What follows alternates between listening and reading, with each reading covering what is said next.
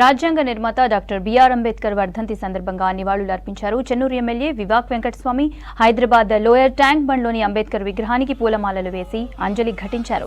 దేశానికి అంబేద్కర్ చేసిన సేవలను గుర్తు చేసుకున్నారు వివేక్. కార్యక్రమంలో దళిత సంఘాల నేతలు, కార్యకర్తలు పాల్గొన్నారు.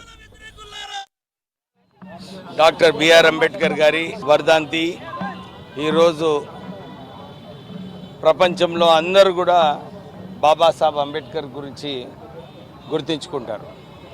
బాబాసాహెబ్ అంబేద్కర్ గారు కష్టపడి కుల వివక్షలు ఉన్న రోజులలో వారు మంచిగా చదువుకొని 23 డిగ్రీలు సాధించుకొని వారు దళితులకు, ప్రజలకు అందరికీ కూడా ఒక దారి చూపించండి. కష్టపడి పనిచేస్తే ఏదైనా సాధించుకోవచ్చు, మంచిగా చదువుకుంటే ఏదైనా సాధించుకోవచ్చు అని చెప్పి వారు ప్రూవ్ చేయడం జరిగింది. వారు ఎలక్షన్లలో ఓడిపోయినప్పటికీ కూడా మనకు స్వాతంత్రం వచ్చిన తర్వాత డాక్టర్ బిఆర్ అంబేద్కర్ గారిని అప్పుడు ప్రభుత్వము రిక్వెస్ట్ చేసి భారత రాజ్యాంగాన్ని మీరు రాయాలని చెప్పి వారిని కోరడం జరిగింది.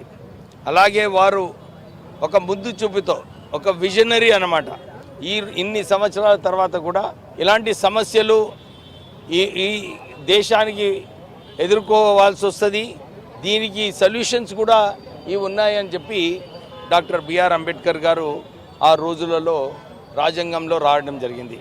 ప్రత్యేకంగా మనకు తెలంగాణ వచ్చిందంటే ఆ తెలంగాణ చిన్న రాష్ట్రాలు పార్లమెంట్లో బిల్లు పెడితే ఈ చిన్న రాష్ట్రాలు చేసుకోవచ్చు అని చెప్పి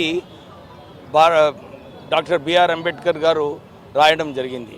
ప్రత్యేకంగా ఎందుకంటే బలహీన వర్గాలకు ఎప్పుడు కూడా లోటు రావద్దని చెప్పి ఆ ఆలోచనతోని వారు భారత రాజ్యాంగం రాయడం జరిగింది. దాని ప్రకారంగానే యాక్చువల్లీ ఆర్టికల్ 341లో చూసుకుంటే ఈ హోమోజీనస్ గ్రూప్స్ ఏదైతే ఉన్నదో దీని ప్రత్యేకంగా అందరూ దళితులు, ఎందుకంటే అప్పుడు కుల వివక్ష ఉందని చెప్పి వారు ఆ రోజులలో రిజర్వేషన్స్ పెట్టడం జరిగింది.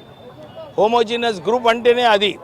ఈ కుల వివక్ష గురించి రేపు మళ్ళా విభేదాలు తీసుకొస్తారని చెప్పి దీన్ని హోమోజీనస్ గ్రూప్గా అప్పుడు డాక్టర్ అంబేద్కర్ గారు పెట్టడం జరిగింది.